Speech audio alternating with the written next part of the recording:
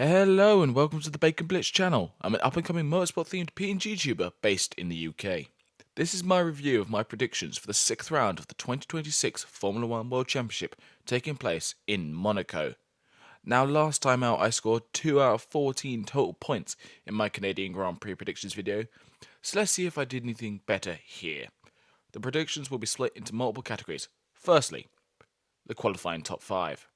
I placed George Russell in 5th. I suspected that new limits to the Mercedes engine in regards to the compression ratio would hinder the pair of Mercedes drivers, and the DNF in Monaco may have also startled the Mercedes driver who started the race from P6 in the end, with P5 going to Isaac Hadjar. For P4, I put Lando Norris. I thought that whilst the Mercedes engines are in both the factory team and the McLarens, that the FIA trick would not affect the McLaren duo. However, the qualifying result would prove otherwise. Norris started from P8. P4 went to another driver, who I will mention shortly. For P3, I put Kimi Antonelli. The young Italian had been dominant all season, qualifying on the front row for every race so far. I thought the compression trick being banned would slow them down, but that wasn't the case, with Kimi exceeding my expectations. P3 would go to Lewis Hamilton. For P2, I put Charles Leclerc. I thought the Ferrari driver would capitalise on the weaker Mercedes engine and put his car on the front row, but unfortunately that wasn't the case, with Charles ending up only fourth.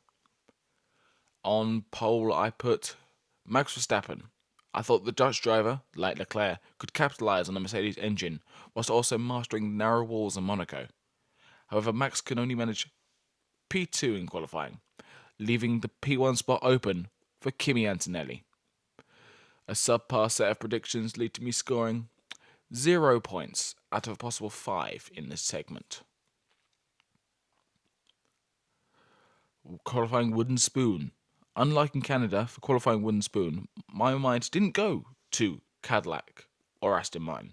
Instead, thinking that Arvid Lindblad, the only rookie on the grid, would collide with the walls of Monaco due to the lack of experience.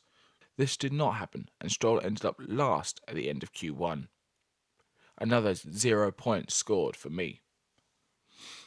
Race top 5. 5th in the race, I put Oscar Piastri. I expected big things from the McLarens, but did not expect them to be the fastest. Piastri did not finish the race in 5th in the end. He did one better and put that car in 4th place. P5 went to the RB of Liam Lawson, matching his best result in Formula 1.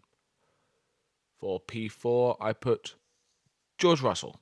I thought he might move up slightly from his grid position. Unfortunately, an incorrectly served penalty during a pit stop led to a drive-through penalty being awarded late in the race, putting Russell out of the points, eventually finishing P12 after penalties for others had been awarded. P4, as I mentioned, went to Oscar Piastri. I put Kimi Antonelli in P3. Like I mentioned earlier, I thought the Mercedes compression ratio trick being banned would have a bigger effect on their pace than it actually seemed to have. Pierre Gasly got third on the road, but a penalty promoted Isaac Hadjar to his first podium of the season. For P2, I put Max Verstappen. Verstappen's Monaco Grand Prix didn't last further than lap 1. An engine issue on the grid caused Max to stall, then he was instructed to bring the car to the pits, where he retired from the race. P2 would end up going to the driver he had a great battle at Canada with, and his former rival back in 2021, Lewis Hamilton. And my prediction for the winner of the Monaco Grand Prix was Charles Leclerc. The Monegasque driver and one-time winner of the Grand Prix was running strong until lap 65. On a safety car restart, Leclerc ran over some loose tarmac from the freshly repaved road, sending the Ferrari into the wall and out of the race. Antonelli took his 5th win in a row and secured his first Grand Slam weekend, getting the pole, leading every lap, and getting the fastest lap. A tough set of DNFs and penalties, mixed with underestimating Antonelli, led to me scoring 0 out of 5 points for this segment. A worse score than last time, where I scored my 2 and only points of the whole weekend in the race top 5. Race finishers. With the narrow, unforgiving nature of Monaco, I predicted 15 classified finishers at the end of the race. Max retired in lap 1 with engine issues. Bottas retired on lap 16 with brake issues, if I remember correctly. Ollie Behrman retired on lap 28 for a reason I am still not aware of at the time of recording. Norris retired on lap 44 after suffering sudden power issues.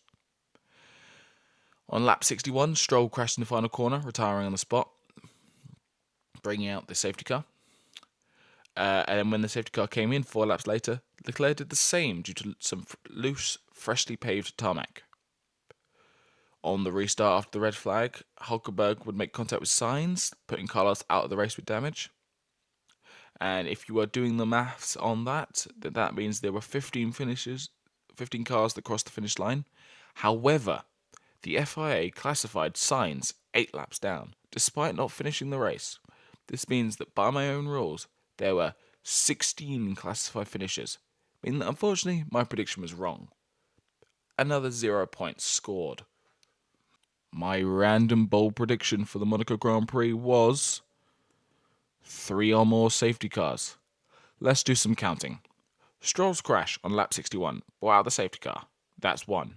Leclerc crashing on the safety car restart brought out another safety car. That's 2. To assess any track surface damage, the red flag was called, stopping all cars in the pit lane. When the red flag was ended, the third and final safety car was brought out to pace the cars around to the standing restart. This means that my prediction was correct, as there were 3 safety cars throughout the race. My first points of the video. Took my time this time, eh? Took my time. But first points, that's good. It's good. What we'll have to see. And for my final prediction, it's the winning distance with 1 second either way. My winning margin prediction was 2 seconds. So any gap between 1 and 3 seconds would have scored the point for this segment. I made this choice due to the possibility of a late race safety car, which in the end did happen. However, I did not take into account the pace of Antonelli, who finished the race 6.2 seconds ahead of Lewis Hamilton in second. So another 0 pointers there, unfortunately. I don't know if I'm ever going to get this one correctly, but yeah, we'll see. So if we tally up all the points out of a possible of 14 points, I scored a lonely singular point. The point came with my bold prediction, accurately predicting how many safety cars would be called throughout the race. This is not an overall strong performance, but these cars and Monaco are both so unpredictable that it's really difficult to guess the results. Well, if you think you did any better than me, let me know in the comment section below. Please follow me on my socials in the description. Please drop me a like if you enjoyed. And until next time, this is Bacon Blitz, zooming off.